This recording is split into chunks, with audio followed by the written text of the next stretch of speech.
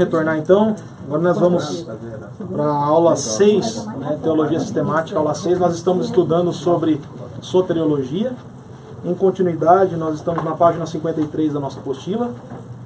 Hoje, exclusivamente, nós vamos estudar 3 capítulos da nossa matéria, porque nós pretendemos fechar o nosso livro, né? Só silêncio. Nós pretendemos fechar o nosso livro na próxima semana, né, com os 2 últimos capítulos, que são um pouco extensos, né? Então por isso que eu preparei, né, os 3 capítulos para essa aula de hoje, que são capítulos assim, um pouco mais teóricos, né? Nós vamos ver no capítulo 7, que é logo em seguida desse que nós estamos estudando, que são as teorias da expiação. Então nós vamos terminar aqui os 3 capítulos na aula de hoje, para que na aula que vem nós possamos aqui fechar o nosso livro de teologia sistemática. Tá bem? Então vamos lá, 2, a bondade e graça e misericórdia de Deus. A Bíblia mostra que devemos levar em conta a santidade e retidão da natureza divina ao considerar a mensagem de salvação. Da mesma forma, entretanto, revela que a natureza de Deus é boa na sua própria essência. O Antigo Testamento afirma continuamente que o Senhor é bom e que Ele somente faz coisas boas. Os salmistas nos convida: provai e vede que o Senhor é bom. Também declara: o Senhor é bom, no Salmo 100, verso 5. E diz o Senhor: tu és bom e abençoador. Certo escritor declara: a palavra bom é o termo mais compreensível para louvar a excelência de alguma coisa. Quando aplicada a Deus, subentende a perfeição absoluta dessa característica nele. Nada existe nele que o possa tornar não bom. Por isso a atividade redentora de Deus expressa na sua bondade, conforme evidencia a declaração bíblica de que ele não deseja que alguns que se percam, senão que todos venham a arrepender-se. E o que é interessante desse primeiro parágrafo é que agora nós podemos ver que esse estudo aqui da soteriologia começa a explicar um pouco sobre alguns termos da martiologia. Porque nós vemos que algumas questões levantadas, né, na martiologia, nós até levantamos isso como estava na nossa lição, né? Como pode um Deus, sendo tão bom, né, permitir que tamanhos males aconteçam no meio das pessoas, tamanhas catástrofes aconteçam no meio das pessoas, né? Mas em tudo que acontecer, em tudo, né, nada se retira daqui, tudo que se acontecer não vai fazer com que Deus deixe de ser bom. Né? Toda a sua estrutura, toda a sua essência é uma essência boa. Né?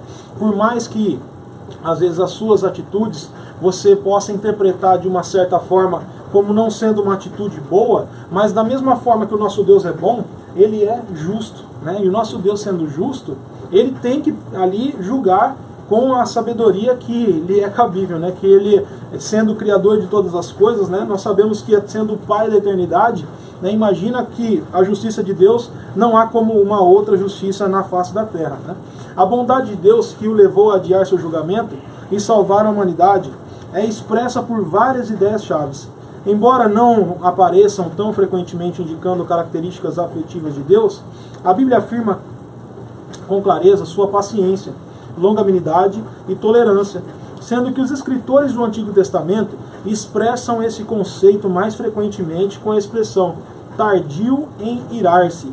Agora os irmãos imaginam, né, nosso Deus sendo tardio em irar-se, né, por algumas vezes, Deus já pensou em destruir a raça humana por completo.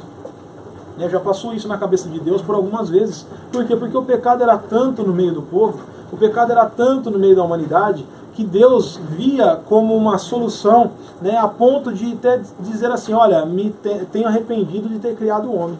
Né? E aí nós sabemos que toda aquela preparação com a vida e com a família de Noé foi ali um benefício para aquela família, porque a partir daquela família, Deus então recomeça, né, toda a história da humanidade a partir daquela família. Agora imaginem os irmãos, né, uma família onde precisa recomeçar tudo do zero. Né? Imaginem o tamanho que era a tristeza daquela família pós-dilúvio. Né? Por mais que estavam alegres de terem sobrevivido, né, mas agora de uma situação totalmente depressiva. Né? Olhava para o lado, não via nada. Né, talvez, né, olhando para os lados, só via ossos, né, e restos mortais para todo lado. Né? Imagina qual era o tamanho da tristeza daquela família. E algumas pessoas até julgam Noé, né, pelo fato dele ter ali se embriagado, né, a ponto de seu filho Cão ali ter ali zombado dele. Isso lhe trouxe, né, um castigo e um prejuízo que até por hoje os seus descendentes, né, carregam para junto de si, do seu filho ter zombado dele, né? E os outros filhos, quando viram que o seu irmão Cão tinha ali zombado de seu pai, né, eles tomaram uma atitude que foi a atitude mais sábia, né? De cobrir o seu pai que estava nu e embriagado. E nessa atitude eles entram de costas, né, com um véuzinho, e ali vai, né, vai de pouquinho, a hora que vê que encostou no pai, eles cobrem sem olhar para a nudez do pai. Já o outro filho, né, zombou do seu pai. Mas tudo isso acontece por quê? Porque eles estavam num momento de extremamente solidão, extrema solidão na terra. Nós sabemos que os momentos em que eles estavam aqui na terra, começando agora a nova geração, que ali Deus ali permitira que eles fossem o início de novo, o novo início da raça humana. Nós vemos que agora se trata de pessoas que estavam ali com um choque, né, e com um colapso. Porque também no momento em que começa a cair água do céu, começa a cair chuva, imagina o desespero daquelas pessoas que não entraram na arca, né? O tanto de pessoas que bateram naquela arca, né, querendo entrar e pedindo misericórdia, querendo uma segunda chance, né? Isso nos lembra até mesmo, né, o dia do arrebatamento, né? Porque não vai ter segunda chance, né?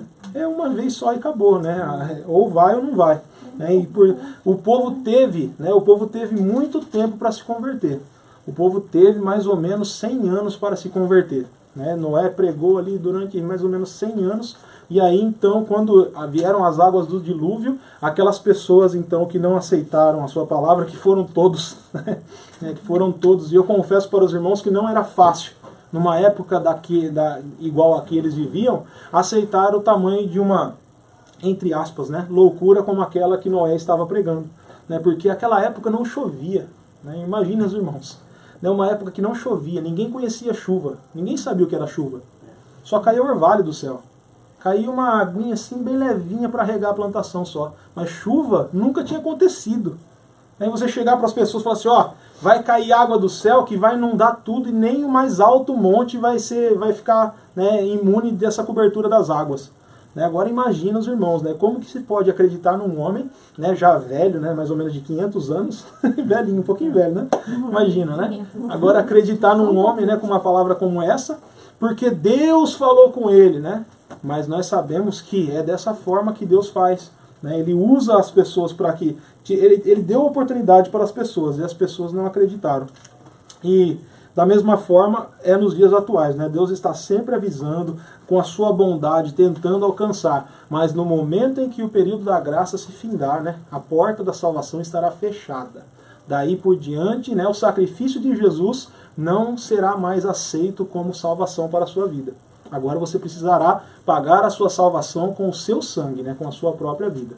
Então aqueles que na grande tribulação, né, estão esperando, né, que vão ser salvos na grande tribulação, se preparem, porque vai ter que pagar com a sua própria vida, né? Tá cutucando o Júnior, né? Engraçado. A bondade de Deus que levou a adiar o seu julgamento e salvar a humanidade é expressa por várias ideias, né? Por que alongar o seu julgamento? Essa parte nós já lemos, né? Está aqui no segundo parágrafo. No Novo Testamento, a palavra primária nesse assunto segue o modelo hebraico. Em 2 Pedro, lemos que o Senhor é longânimo para convosco, não querendo que alguns se percam. Pedro diz também, tende por salvação a longanimidade de nosso Senhor. Em Romanos 2:4, Paulo emprega anoche, que significa moderação, tolerância, paciência, ao advertir os que julgavam ao próximo, pois faziam as mesmas coisas, a não desprezar as riquezas da sua benignidade e paciência e longanimidade. Em alguns aspectos, a paciência de Deus reflete mais uma razão reativa que proativa, ao fornecer a salvação por meio de Cristo. Mas, não fosse a sua tolerância, quem poderia ser salvo? A Bíblia revela a natureza salvífica de Deus ao descrever sua misericórdia, que é mais uma ação que uma quantidade, uma qualidade. A paciência não requer ação, a misericórdia sim. Mas não existe aqui nenhum tipo de dicotomia. A ideia essencial de misericórdia requer uma condição. Quem a recebe não tem méritos para exigi-la. Havendo méritos, deixa de ser misericórdia. a condição superior de quem conhece é misericórdia. Porém, não conduz ao protecionismo. Pelo contrário, Deus humilhou-se a si mesmo e se tornou um de nós, a expressão ulterior da misericórdia, né? Que Deus sendo, né, Deus, né, em forma de glória, Jesus fazendo parte da trindade gloriosa de Deus, ali veio para este mundo, né, e disse assim, porque não poderia um Deus vir à Terra para morrer pelo pecado da humanidade. Teria que ser uma pessoa como um homem. E aí Deus diz para Jesus e fala assim, olha, como você, meu filho, sendo Deus, vai descer lá? Não, eu me submeto a isso. Eu vou vestir a carne deles, vou me vestir do corpo deles, vou ter as mesmas aflições deles, vou passar pelas mesmas necessidades que eles passam lá na terra, vou ter ali os mesmos sentimentos deles, vou passar por fome, vou passar por tristeza, vou passar desprezo, vou passar perseguição, vou passar por todos aqueles problemas que eles passam. Serei como eles, né? E assim foi o que aconteceu. Jesus veio a esta terra, assim como nós aqui vivemos, Jesus veio como um de nós, né? E ele viveu aqui nessa terra sem mácula e sem mancha, né? Foi o único homem que conseguiu passar por essa terra sem pecar, né? O nosso Deus entregando o seu Filho aqui para morrer em resgate das nossas vidas, ele teve o benefício e o privilégio de alcançar aqui a sua conclusão da sua obra, porque não foi fácil para o nosso Jesus. Em suas orações ele até dizia para Deus, né, dizendo assim, olha, se for possível, meu Pai, passa de mim esse cálice, porque ele sabia o que ele lhe aguardava, ele sabia o que estava lhe esperando, né, mas ele dizia também assim, mas todavia seja feita a tua vontade, não a minha. Então Jesus sabia que ele estava aqui para cumprir a vontade do Pai. Né, que se dependesse da vontade humana, vontade terrena, vontade da carne, ninguém gostaria de passar por tamanho sacrifício como o qual Jesus passou.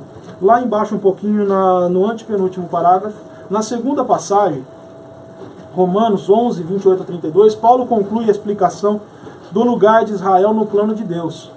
Refere-se à misericórdia divina outorgada aos gentios, antes desobedientes, a fim de que os israelitas, agora desobedientes, recebessem misericórdia. Paulo diz que Deus encerrou a humanidade globalmente na desobediência, a fim de que todos vissem que a salvação depende da misericórdia e não de identidade nacional. Então não estava agora a salvação relacionada a apenas um povo, apenas a uma nação, apenas a Israel. Mas a salvação estava amplamente aberta a todos que pudessem tê-la por meio do sacrifício de Jesus. Na terceira passagem, em Efésios 2, 4 e 5, Paulo revela a operação do amor, misericórdia e graça de Deus na nossa revelação, na nossa salvação. O sentido literal é o que temos em nossa Bíblia. Mas Deus, que é riquíssimo em misericórdia, pelo seu muito amor com que nos amou, nos vivificou juntamente com Cristo. A riqueza da sua misericórdia levou-o a salvar. Então a misericórdia de Deus, né, alcançou até mesmo no momento da salvação e no momento do sacrifício de Jesus. Né, porque não foi fácil para Deus, né, nós não conseguimos nem imaginar uma situação como essa, você dar um filho para morrer, né, por um estranho. E é difícil nós conseguirmos entender isso, mas foi o que aconteceu. Né? Deus deu um filho dele, né, para que estivesse passando ali perseguições, sendo zombado, para que morresse por estranhos, né? Até mesmo por aqueles que não gostariam de receber a Cristo, até mesmo aqueles que desprezaram. Mas Jesus estava morrendo por todos, indistintamente, né, por todos que estavam ali, mesmo zombando deles, aqueles ali estavam sendo alcançados por aquela graça. Mesmo aqueles que não criam no Cristo naquele momento, mesmo aqueles que estavam o condenando, a graça também alcançava eles, se eles ali o reconhecessem. Na quarta passagem, Paulo liga a misericórdia a duas outras palavras de ternura. Deus manifestou sua benignidade, a sua caridade, quando nos salvou. Nela, não pelas obras de justiça que houvéssemos feito, mas segundo a sua misericórdia. A parábola do credor incompassivo, em Mateus 18, 23 até o 34, ilustra o ensino neotestamentário da misericórdia de Deus. Embora o primeiro servo devesse uma soma impossível de restituir, o rei não buscava, sem misericórdia, extraí-la dele, Pelo contrário, perdoou-lhe graciosamente. Em Cristo, Deus tem feito o mesmo em nosso favor. Outra maneira de Deus demonstrar a sua bondade é na graça salvífica. As palavras mais frequentemente usadas no Antigo Testamento para transmitir a ideia da graça são Shannon, demonstrar favor, ou ser gracioso, e suas formas derivadas, especialmente Chen e Chesed, bondade fiel, ou amor infalível. A primeira referência usualmente ao favor de livrar o seu povo dos inimigos, ou aos rogos pelo perdão dos pecados. Isaías revela que o Senhor anseia por ser gracioso com o seu povo, mas a salvação pessoal não é o assunto de nenhum desses textos. O substantivo Chen aparece principalmente na frase achar favor aos olhos de alguém. Chen contém sempre um elemento de lealdade às alianças e promessas expressos espontaneamente em atos de misericórdia e amor. No Antigo Testamento, a ênfase recai sobre favor demonstrado ao povo da aliança, embora as demais nações também estejam incluídas.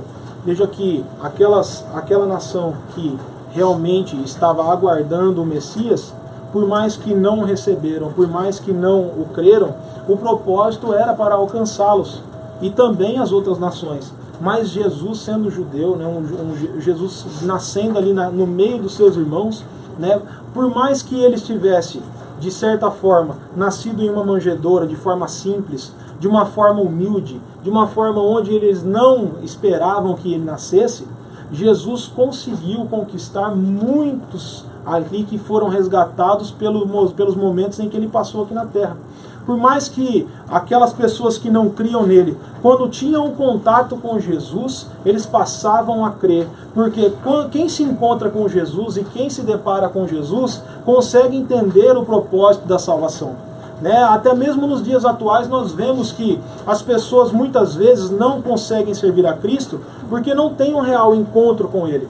Mas quando passam a ter esse real encontro e quando eles conseguem se encontrar com Cristo, no momento em que encontram-se com Cristo, eles conhecem a verdade, porque o Senhor Jesus é a verdade. E no momento em que conhecem a verdade os liberta da escravidão do pecado. E os libertando da escravidão do pecado, agora eles passam a crer que somente por Jesus Cristo eles conseguem receber a salvação dos seus pecados e ter o direito à vida eterna. E não há outra forma de alcançar a salvação se não for através do sacrifício de Jesus. É por isso que quando nós vemos que a aliança de Jesus demonstrada no Velho Testamento, ali com aquelas pessoas que estavam ali aguardando, João Batista foi um que veio para ali preparar o caminho do Messias. Depois de 400 anos que o povo de Israel não recebia uma promessa, nenhuma palavra de Deus. Sabe o que é isso, irmão? É você ficar 400 anos sem ter um pregador, mais ou menos. É mais ou menos isso. Porque naquela época, até mesmo aqueles que falavam e pregavam na sinagoga, eles tinham autoridade sobre o povo de entregar ali palavras e profecias para que então o povo fosse direcionado pelo Espírito de Deus. Agora, o povo ficar 400 anos sem a direção e sem a palavra de Deus, né, somente ali lendo, e não tem direção, não tem revelação.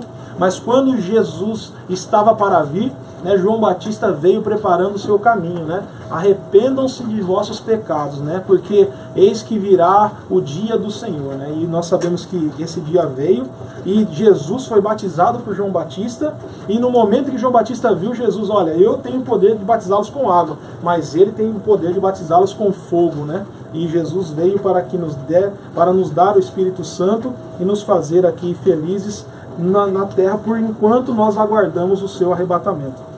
3. O amor de Deus.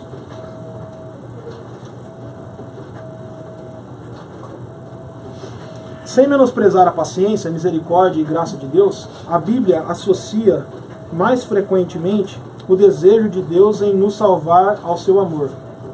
No Antigo Testamento, o enfoque primário recai sobre o amor segundo a aliança, como se vê em Deuteronômio 7. O Senhor não tomou prazer em vós, nem vos escolheu, porque a vossa multidão era mais do que todos os outros povos, mas porque o Senhor vos amava.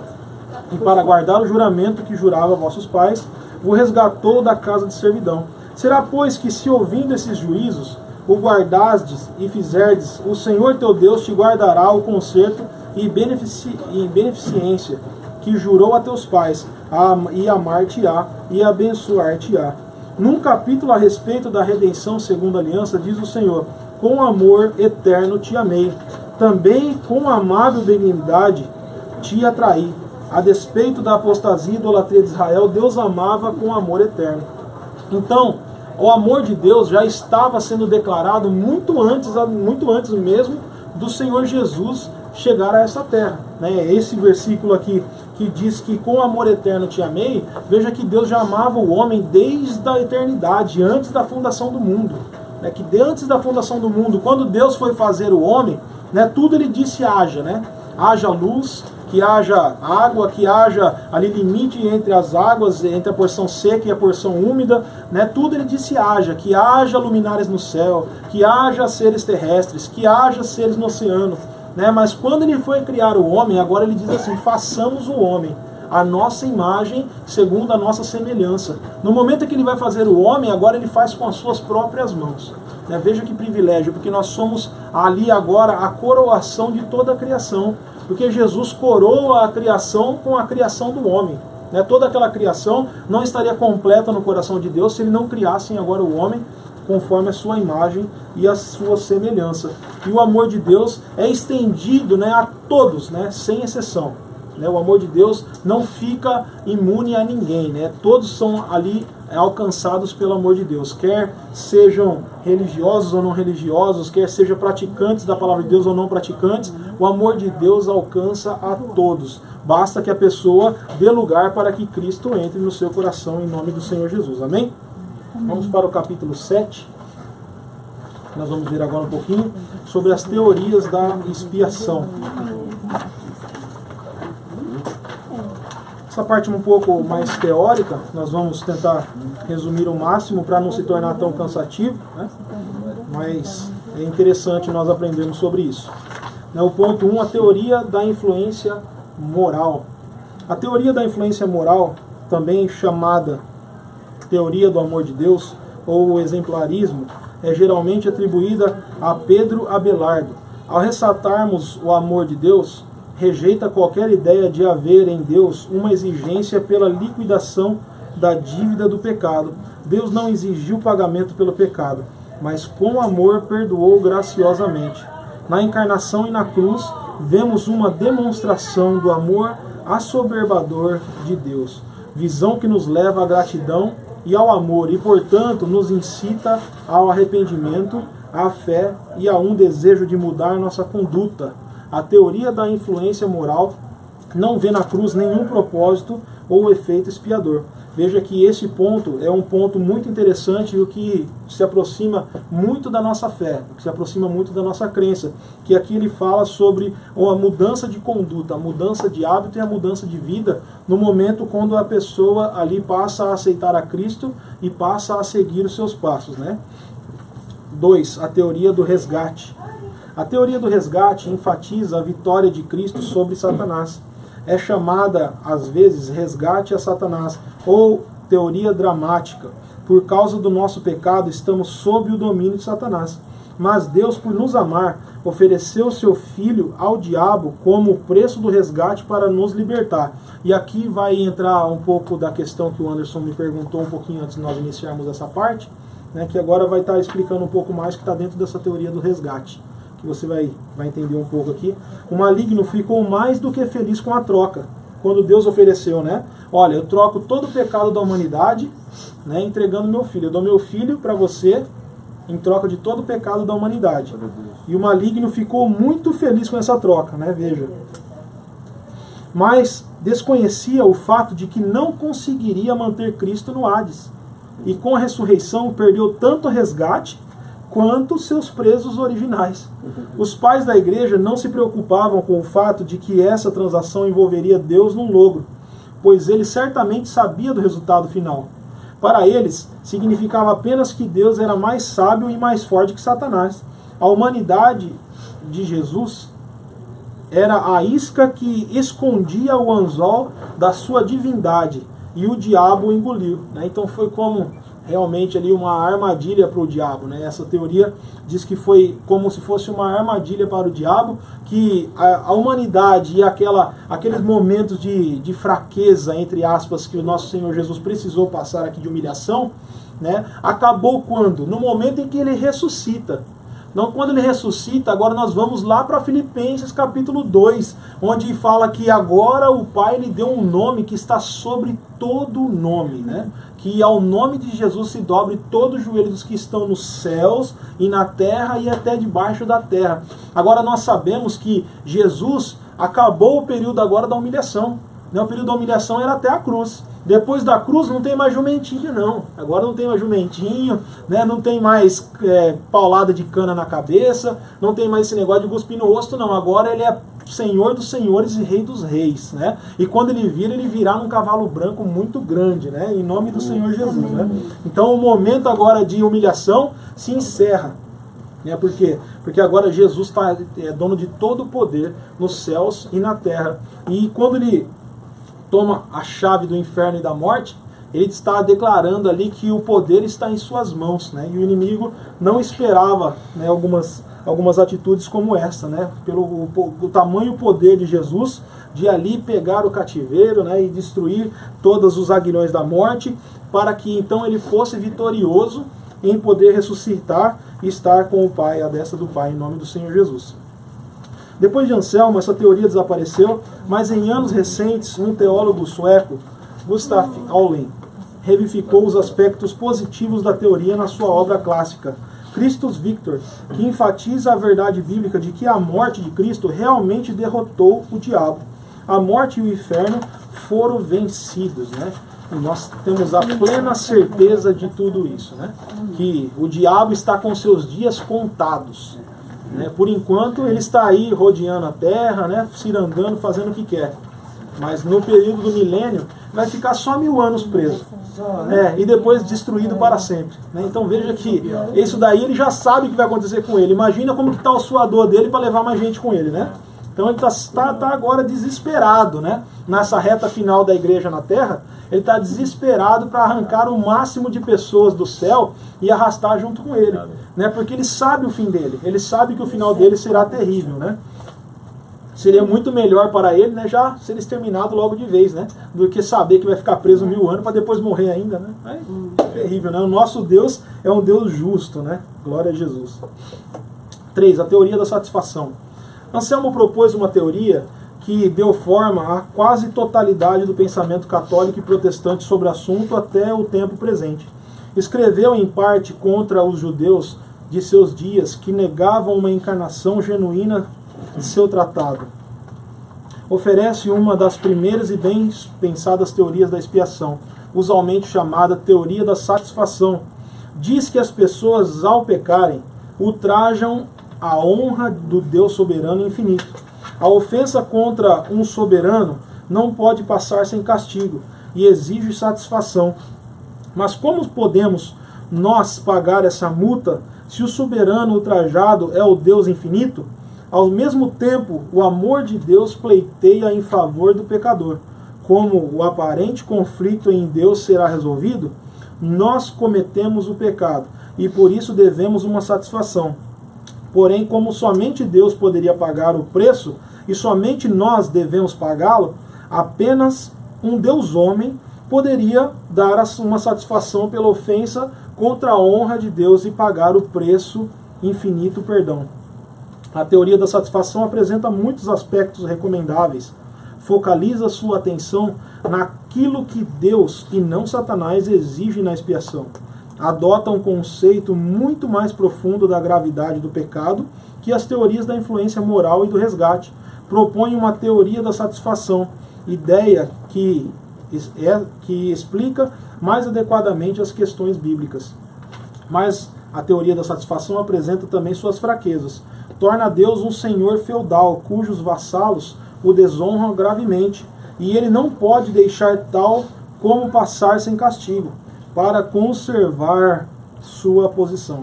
Anselmo deixou de levar em conta a possibilidade de que o soberano pudesse ser misericordioso sem ajudar sua posição, sem prejudicar sua posição de superioridade. A teoria parece subentender um conflito entre os atributos de Deus, o que a Bíblia não pode confirmar. Além disso, assume uma dimensão quantitativa, sendo os pecados virtualmente infinitos em números e na sua natureza, porque cometidos contra um Deus infinito. Sacrifício também deve ser quantitativa e qualitativamente infinito. Embora esta explicação não deva ser totalmente rejeitada, a ênfase bíblica não recai numa transação comercial, mas na ação de um Deus amoroso e gracioso. Não somos simples circunstantes a receber os benefícios indiretos de uma transação realizada entre Deus e seu Filho. Somos sim a razão de tudo isso. Embora a teoria de Anselmo tenha suas fraquezas, estas não anulam o sentido fundamental, uma expiação que presta contas, né? E por mais que é considerado como um dos problemas, né, termos o nosso Deus como um senhor feudal e a humanidade como seus vassalos, né, seriam os seus serventes, os seus escravos, né, eu não me importaria, né, de ser considerado assim. Pode ter certeza disso, que eu aceitaria muito tranquilamente essa posição. Por mais que o sacrifício de Jesus já me alcançou e conseguiu me proporcionar a salvação da minha alma, né, nós não nos importaríamos com qualquer outra posição. Mas ainda assim Deus nos dá o prazer, né, nos dá o benefício de dizer na sua palavra que nós agora não somos mais os seus servos, mas agora somos seus amigos. Né? Então Deus ainda nos dá, veja que Deus maravilhoso, né? Por mais que nós continuássemos sendo sempre servos, sempre escravos, sempre ali acorrentados por alguma algema, mas salvos em Cristo Jesus, já estaria bom para nós, né? Mas ainda assim Deus nos liberta, né? Tira nós de todo o pecado e de todo o jugo que está sobre nós, nos torna de certa forma livres para vivermos a nossa vida em nosso livre-arbítrio ainda, e ainda nos torna seus amigos, né? Que Deus maravilhoso é esse que consegue nos proporcionar todos esses benefícios. Glória a Jesus. 4. A teoria governamental. A teoria governamental deve sua origem a Hugo Grotius, jurista, estadista e teólogo holandês. Ele considerava Deus um legislador que tanto promulga quanto sustenta as leis do universo. A lei é o resultado da vontade de Deus, e ele tem a liberdade para alterá-la ou até mesmo abrogá-la. A lei declara inequivocamente: a alma que pecar, essa morrerá. A justiça rigorosa exige a morte eterna aos pecadores, mas Deus, né, nos deu o privilégio de termos essa morte eterna aqui perdoada, bastando somente um passo. É um passo para Cristo que a pessoa precisa dar para que ela alcance, né, aqui o perdão dessa morte eterna que é tão rigorosa como nessa teoria governamental. Como poderia Deus impor respeito à lei e ao mesmo tempo demonstrar clemência aos pecadores? Né? Então aqui está em alguns dos pontos onde essa lei um pouco se contradiz, né? Porque Deus pode sim perdoar, né, os nossos pecados e nos demonstrar a sua misericórdia. E essa teoria não aceita muito a misericórdia de Deus, como um Deus misericordioso, onde é possível que Deus nos perdoe e então nos torne ali seus amigos. Né? Mas essa teoria nos diz que Deus, estando em uma posição de governista, como governador do universo, né, ali ele não teria como ter essa hipótese de Deus perdoar e nos conceder a sua misericórdia. Perdoá-lo simplesmente, o que ele poderia ter feito, não sustentaria a lei. Ele mesmo a sustentou, não aplicando um princípio de ira judicial em sua natureza, mas apresentando a morte de Cristo como um exemplo público da profundidade do pecado e de até que ponto Deus iria para sustentar uma ordem moral no universo. Os efeitos da morte de Cristo não se aplicariam diretamente a nós, mas apenas de modo secundário, sendo que ele não teria morrido em nosso lugar, somente em nosso favor. Assim, o enfoque primário não era a salvação dos pecadores, mas a guarda da lei. Então tem uma grande diferença, Jesus dizendo assim, olha, eu estou aqui morrendo em favor deles, né? Mas Jesus morreu em nosso lugar. Então era para nós morrermos. Né? A salvação só estaria disponível para nós se nós ali oferecêssemos a nossa vida. Então não é que nós poderíamos encontrar alguém para morrer no nosso lugar que isso estaria resolvido. Não, isso não bastaria. Agora, Jesus entregando a sua vida Por quê? Pelos pecados de toda a humanidade. Né? E ali naquele momento era necessário que um homem viesse à terra, passasse por essa terra como um homem, sentindo as mesmas aflições de um homem, tendo as mesmas necessidades humanas, e passasse por aqui sem pecado. E o inimigo tentou o nosso Jesus por muitas vezes para que ele ali pecasse e esse plano da redenção, esse plano da salvação então fosse frustrado. Mas ele não conseguiu. O inimigo ele tem poder de abençoar, que chegou até para Jesus e disse assim, olha, tá vendo esse reino? Olha aqui, ó, toda essa terra. Isso aqui tudo eu posso te dar. Né? Pensando que Jesus, né, teria um pensamento humano como eu e você temos, né? Muitas vezes gananciosos, né, buscando as coisas terrenas. Né? Quanto mais aqui, né, no país em que vivemos. Nós sabemos que muitas pessoas focam muito nos dólares, né, e se esquecem do principal. Se esquecem muitas vezes da vida espiritual, se esquecem da vida familiar, e quando se vê, a vida já passou, né? Então passam a vida tentando ganhar a vida, mas acabam perdendo, né? Mas essa é uma realidade que o nosso inimigo, o inimigo das nossas almas, ele bate muito em cima dessa tecla, né? Ele nos oferece muitos privilégios materiais para que nós venhamos perder o nosso foco espiritual, né? E essa é uma realidade nos nossos dias atuais. Ponto 5, a teoria da substituição penal.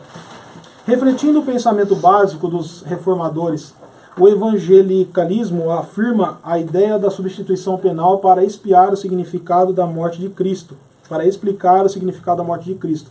Declara que Cristo suportou em nosso lugar a total penalidade que deveríamos pagar, ou seja, sua morte foi vicária totalmente em favor dos outros. Significa que ele sofreu, não meramente para nosso benefício ou vantagem, mas em nosso lugar.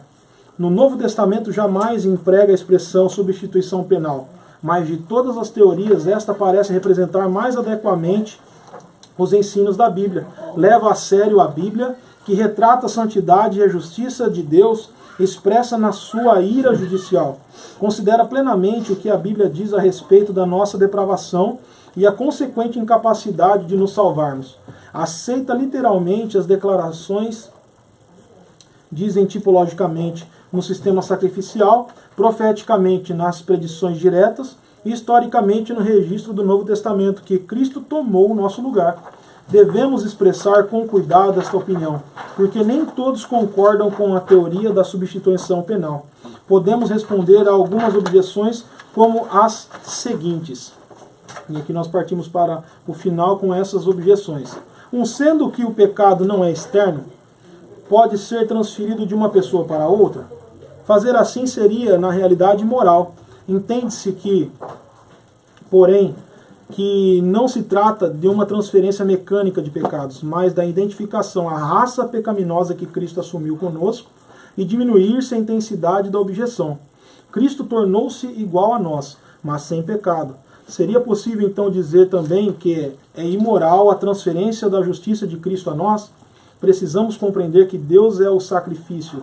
Em Jesus, Deus assumiu a culpa e suportou toda a penalidade. Portanto, né, Deus ali, ele trouxe toda a culpa, né, nas costas de Jesus. Naquele momento do sacrifício de Jesus na cruz do Calvário, ele estava com a culpa de toda a humanidade. Né? Então não estava apenas ali. Poderia até um homem pensar assim, mas então eu vou morrer para que eu alcance a salvação da minha alma. Eu vou dar a minha vida, né? Vocês podem me matar para que nós consigamos aqui a salvação dos pecados da humanidade. Não, você não tem como fazer isso, porque você já é um homem que já nasce no pecado. Né? Diferentemente do nosso Senhor Jesus, que foi uma obra do Espírito Santo no ventre de Maria, né? Partindo de um nascimento virginal, partindo de um nascimento onde o Espírito Santo ali concebeu no ventre de Maria. 2. A teoria da substituição penal subentende um conflito de deidade. Cristo, o Salvador amoroso, precisa arrancar o perdão do punho cercado de um pai irado, cuja justiça está acima do seu amor. A verdade, porém, é que as Escrituras claramente excluem essa dupla objeção. O Pai amou tanto o mundo que Deus enviou, que enviou o seu Filho. João diz, nisto está a caridade, não em que nós tenhamos amado a Deus, mas em que Ele nos amou e enviou o seu Filho para a propiciação pelos nossos pecados, né? Nós sabemos que esse foi ali a maior prova de amor de Deus por toda a humanidade. Temos muitas outras provas, né, do amor de Deus por toda a palavra de Deus, por todo o Evangelho, por todo o Velho Testamento. Nós temos muitas provas do amor de Deus. Mas essa foi a maior prova, que para mim é o texto áureo da palavra de Deus, é o texto áureo da Bíblia, né? João 3,16, né? Porque Deus amou o mundo de tal maneira que deu seu Filho unigênito, que para todo o que neles crê não pereça, mas tenha a vida eterna. Que para mim é o versículo mais bonito da palavra de Deus, né? 3. A teoria da substituição minimiza a livre graça de Deus. Ao sugerir que ele não perdoaria e realmente não poderia perdoar, a não ser que fosse aplacado por um sacrifício. Embora haja nesta objeção alguma verdade, é falha por não reconhecer que a obra expiadora de Cristo é o próprio perdão de Deus, onde ele demonstra que é perdoador e que realmente perdoa. Os que levantam objeções à teoria da substituição penal precisam reconhecer as implicações de semelhante decisão. Quem realmente suporta a penalidade pelo pecado? Cristo ou nós? Precisamos decidir entre os dois caminhos da redenção. O cristianismo é uma religião de redenção? Se não for, onde está a nossa esperança? Caso afirmativo, fica implícita a substituição. O que isso quer dizer? Se nós não acreditarmos no sacrifício de Jesus, e se não acreditarmos que o sacrifício dele é total, é um total resgate da humanidade na questão de perdão dos pecados, de nada serviria a nossa crença, né? Igual nós costumamos dizer entre os nossos amigos, né? Você quer resolver o nosso problema? Você quer que a gente muda de religião rapidinho? Eu mudo, prometo para vocês que eu mudo no outro dia de religião. É só me mostrar o corpo de Jesus. Né? Me mostre o corpo de Jesus que, ó, mudo na hora. Eu pego a Bíblia, nunca mais eu encosto numa Bíblia. É só me mostrar o corpo de Jesus. Me prova que Jesus não ressuscitou. Né? Que ele nasceu e que ele morreu e que ele viveu nessa terra, isso é comprovado historicamente. Não são os cristãos que inventaram essa história. Essa história é comprovada historicamente e marcou a era, marcou a data. Né? Todos nós que falamos a data que estamos vivendo, a ano de 2018, já está declarando que o Senhor Jesus nasceu nessa terra. Agora, o ponto da ressurreição é onde muitos deixam a desejar na crença. Mas nós sabemos que o nosso Cristo sim ressuscitou, pois era a promessa que ele deveria agir dessa forma. E ao ele ressuscitar, ali então está consumada toda a obra da redenção. Porque o diabo pensando que havia lhe derrotado, o diabo pensando que havia lhe vencido, agora o nosso Deus tem por satisfação própria o momento em que seu Filho então ressurge agora no momento de glória, e agora é lhe dado todo o poder nos céus e na terra. Amém? Que Deus abençoe os irmãos em nome do Senhor Jesus. E na aula que vem nós vamos começar no capítulo 8, aspectos da obra salvífica de Cristo. Amém? Que Deus abençoe em nome do Senhor Jesus. Fique de pé, vamos fazer uma oração rapidinho para encerrar. Júnior, por favor, pode orar? Senhor Deus, meu Pai, meu Jesus, obrigado. Sim, Jesus, obrigado, momento, Senhor, meu Pai, por que esse passamos período, aqui na Senhor, Tua presença, meu Pai, Senhor, na Tua casa, aprendendo um pouco, meu Pai, sobre a Tua palavra, Pai. Continua, Jesus Cristo, meu Pai, dando capacidade para o pastor Renan, Jesus Cristo, ministrar nosso coração, dando sabedoria, meu Pai, para o Teu Filho, Pai. Que nós podemos ir lembrar, meu Pai, guardar e aplicar, Jesus Cristo, que aprendemos hoje, meu Pai, nos leve para casa em paz, coberto pelo Teu sangue, em nome de Jesus, Senhor. Amém. Deus abençoe em nome de Jesus.